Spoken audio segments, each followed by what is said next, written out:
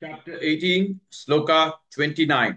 Buddhir-bedandritischaiva, Buddhir-bedandritischaiva, Buddhir-bedandritischaiva, Gunatastrividan shrunu, Gunatastrividan shrunu, Gunatastrividan shrunu, Buddhir-bedandritischaiva, Gunatastrividan shrunu, बुद्धिर्भेदन्द्रितिश्चैव गुणतस्त्रिविधं शृणु बुद्धिर्भेदन्द्रितिश्चैव गुणतस्त्रिविधं शृणु बुद्धिर्भेदन्द्रितिश्चैव गुणतस्त्रिविधं शृणु बुद्धिर्भेदन्द्रितिश्चैव गुणतस्त्रिविधं शृणु प्रोचमानमशेषेण प्रोचमानमशेषेण प्रोचमानमशेषेण पृथक्त्वेन Dhananjaya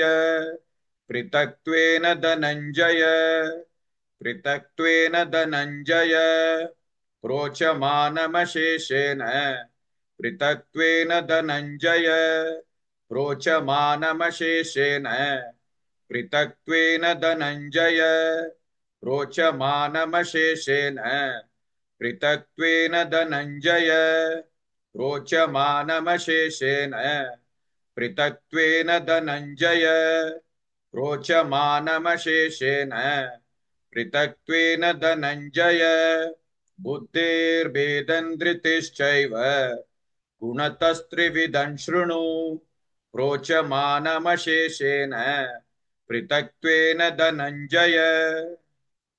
Please like and share this video because you could be instrumental in helping someone around the world recite the Srimad Bhagavad Gita, thereby helping them to have a life of unending opulence, victory and prosperity. This is mentioned in chapter 18, Sloka 78.